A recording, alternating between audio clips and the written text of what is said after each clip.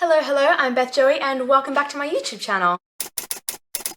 If you're new here, welcome. This is the channel where I paint my face, turn my camera on, and talk about some books. We're in a new location, as you can tell. I've filmed some previous vlogs in this location. I will link them up above and down below as always. And frankly, throughout the next couple of weeks, you're gonna see videos filmed in different locations all over this flat because I am testing out the lighting in all different areas of my flat, trying to figure out which places are the best for filming, where I can sort of get a bit of a setup going. I know I want some shelves back here if I can put some holes in the wall, if I can convince Ben to let me put some holes in the wall, considering there were already holes there, so I think we can kind of get away with it, but we'll see. But as for today's video, as you can tell from the title down below, I am doing a book haul because I have been treating myself to some books lately because the move has been so stressful that I feel like I need some retail therapy to get me back into a positive mood. Plus, I feel like I need to reward myself considering I've just gone through results season at work, which is the busiest period. We're finally on the way out of that now, so I rewarded myself for all the hard work with a few new book purchases. So we are going to jump straight in with Book of Night by Holly Black. This is Holly Black's first or like debut adult novel. You may know this author from the Cruel Prince series, of which I've read the first one, but this is her sort of adventure into the world of adult books. This, as you can probably tell from the beautiful cover there, it's just absolutely incredible. This is the Illumicrate special edition. I got it in the book only box because I've decided to sort of downgrade to book only while I'm dealing with all of the moving expenses and figuring out my finances, cost of living crisis, all that fun stuff. So I'm sort of got a lot less discretionary spend. But anyway, I downgraded to the book only and this came in recently. Please don't call me lazy, but for a lot of these books, we are just going to be reading the blurb because I don't know what they're about. A lot of these were impulse purchases that I was like, oh, I kind of like the cover for that. Chuck it in the basket, chuck it in, whatever. So yeah, I'm just gonna read you the blurb. And it says, Charlie Hall has never found a lock she couldn't pick, a book she couldn't steal, or a bad decision she wouldn't make. She spent half her life working for gloamists, magicians who manipulate shadows to peer into locked rooms, strangle people in their beds, or worse. Gloamists guard their secrets greedily, creating an underground economy of grimoires, and to rob their fellow magicians they need Charlie. Now she's trying to distance herself from past mistakes, but going straight isn't easy. Bartending at a dive, she's still entirely too close to the corrupt underbelly of the Berkshires, not to mention that her sister Posy is desperate for magic, and that her shadowless and possibly soulless boyfriend has been keeping secrets from her. When a terrible figure from her past returns, Charlie descends back into a maelstrom of murder and lies. Determined to survive, she's up against a cast of doppelgangers, mercurial billionaires, gloamists, and the people she loves best in the world, all trying to steal a secret that will allow them control of the shadow world and more. So sounds super interesting, beautiful cover. I am waiting to hear a few more thoughts, so if you've seen anybody talk about this book, do let me know down below because I want to hear views on what this is about and what people think of it before I pick it up because I'm not overly familiar with Holly Black as an author. Now we're going to jump into the only other fantasy that I bought recently, and that is She Who Became the Sun by Shelley Parker Chan. I actually bought this book for Whateverthon, which is a month-long readathon for the month of June, hosted by Maddie at Book Browsing Blog. I'll link her announcement video down below, and then I'll also link my latest reading vlog for that up above and down below, and my TBR and all that sort of stuff, so you can get up to date on the fun and amazing times that is that readathon. It is so much fun at the moment. As for what this book is about, again, I'm going to read you the blurb, and it says, in a famine-stricken village, a seer shows two children their futures. For the boy, there's greatness, for the girl, nothingness. But China in 1345 lies under harsh Mongol rule, and the other villagers can't imagine how the boy, Zhu Chongba, might find success. And indeed, when Bandit sees the village, Zhu Chongba dies. Desperate to survive, the girl steals her brother's identity to enter a monastery. There, Zhu learns to be ruthless to avoid her fated death. But when her sanctuary is destroyed by war, Zhu is cast back into the world.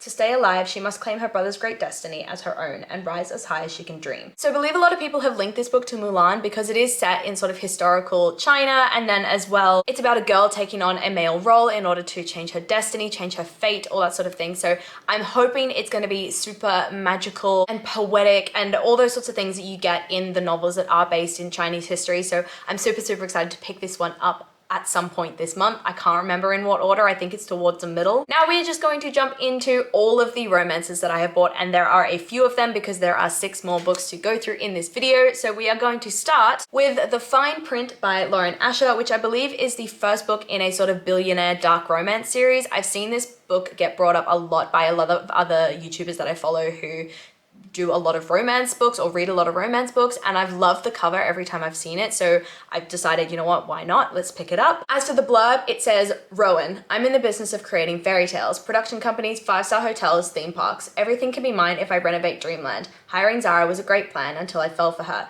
By the time I realized where I went wrong, it was too late. People like me don't get happy endings. No, not when we're destined to ruin them. Zara, after submitting a drunk proposal criticizing Dreamland's most expensive ride, I should have been fired. Instead, Rowan Kane offered me my dream job. The catch, I had to work for the most difficult boss I'd ever met. Rowan was rude and completely off limits, but my heart didn't care. At least not until I discovered his secret. It was time to teach a billionaire that money couldn't fix everything, especially not us. So I haven't had a great time in the past with like dark romances or bully romances, so this is probably going to be my last ever venture into that sort of subgenre. That is placing a lot of pressure on Laura and Asher, but if I like this, then I'm going to keep giving the genre a go, but if I don't, it's probably going to be a miss for me and I'm probably not going to read many more. So let me know if you love this and let me know if you want me to look out for a few things in this particular series that are going to make me love it more, because I'm always hesitant to completely drop a particular genre. Next up, we've kind of got 2 books in one because they're part of a series, and that is the Bellinger Sisters series. So starting with It Happened One Summer by Tessa Bailey, and then followed up by Hook, Line and Sinker by Tessa Bailey. Each of these books follows a different sister. So in the first book, we are following Piper, and then in the second book, we are following her younger sister, I believe she is, Hannah. Piper, I believe, is known as a bit of a party girl. I think her dad basically gives her an ultimatum saying, you know, you need to move to this small town and you need to prove that you can be an adult. And it's there that she meets Brendan Taggart, who believes that she's never going to be able to survive outside of Beverly Hills and this party girl lifestyle. He believes she's kind of, you know, an on the surface person, no real depth to her. It's very much like a Grumpy Sunshine romance, and I love Grumpy Sunshine romances. I think they're so much fun. And then next up, we're following Hannah, who befriends a guy named Fox, who is known as a bit of a party boy. He's a bit of a player, and she is very, very set on them being just friends, but Fox obviously has feelings for her, so he's trying to sort of prove to her that he can be more than just a friend and more than just a fling. These books I think are well loved at the moment in the book community, and they have had so much hype, so I'm super excited to finally getting around to reading them. Maybe I'll do a vlog where I read both of them in one video. Let me know if that's something you are interested in. Next up, we've got the only book that I've actually read in this massive haul, and that is Delilah Green Doesn't Care by Ashley Herring Blake. I've read this in the first week of Whatever-thon. Again, link up above and down below if you want to check out my thoughts on it. Delilah Green Doesn't Care follows Delilah Green, who is sort of estranged from her family and promised herself that she would never return to her small town of Bright Falls. She is living in New York. She is a photographer. She's getting her successes starting to come in more frequently until her estranged stepsister reaches out to her and offers to pay her a ton of money to photograph her wedding. Delilah takes up the opportunity because at the end of the day, she lives in New York. It's super expensive, and she bumps into her sister's best friend, Claire, who's always been a bit stuck up. And so Delilah thinks that maybe this is an opportunity to have a bit of fun, mess around, throw a spanner into the works, and maybe get some retribution after all. This was a fascinating, steamy, amazing LGBT sapphic romance. Loved it so much. It has this beautiful sort of mother-daughter relationship between Claire and her daughter, which I absolutely loved. It fed my soul. And then also Delilah is just so much fun to read from because she's obviously got so much depth and so many of her own problems that she faces throughout the books by, you know, because she's always felt so separate from the family that she sort of came into when her father married her stepmother. But her reaction to that is just to throw a spanner in the works, have some fun, mess things around, while also standing up for her family in really lovely ways as well. So yeah, I 100% recommend to anyone to read this book. It's so good. Second last book, we've got one that I think I saw in a book of the month box and was like, I have to read that, and it is Dating Dr. Dill by Nisha Sharma. I don't know anything about this book. I just saw the sort of doctor romance and I love that sort of thing. It's a weird subgenre that I'm obsessed with, but yeah, I'll read you the blurb. It says, Karina Mann dreams of having a love story like her parents, but she prefers restoring her classic car to swiping right on dating apps. When her father announces he's selling her late mother's home, Karina makes a deal with him. He'll gift her the house if she can get engaged in 4 months. But her search for a soulmate becomes impossible when her argument with Dr. Prem Verma, host of the Dr. Dill show, goes viral. Now the only man in her life is the one she doesn't want.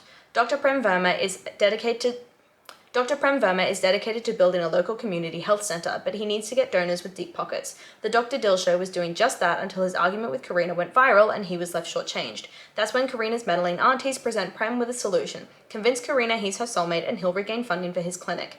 Even though his views on love matches and arranged matches conflict with hers, Prem finds the more he's with Karina, the more he begins to believe she's the woman he wants to spend the rest of his life with. But for Prem and Karina to find their happily ever after, they must admit that hate has turned into fate. I love the premise of this, but I will say it's full of like weird dysfunctional family things. Like all the things that I find families do in a lot of these romances, like a lot of these arranged relationship romances, you would never actually see that happen in real life, and it's completely out of the blue and it's so nonsensical. But anyway, I'm super excited to read it. It sounds like fun. And then last of all, we have got Book Lovers by Emily Henry, another book that got big because it's just come out, and I haven't seen many people talk about it yet, but I'm sure I'll see plenty of people talk about it soon because Emily Henry is one of those authors that tends to get big. In terms of what it's about, the blurb says, Nora is a cutthroat literary agent at the top of her game. Her whole life is books. Charlie is an editor with a gift for creating bestsellers, and he's Nora's work nemesis. Nora has been through enough breakups to know she's the one men date before finding their happily ever after. To prevent another dating dud, Nora's sister persuades her to swap her city desk for a month's holiday in Sunshine Falls.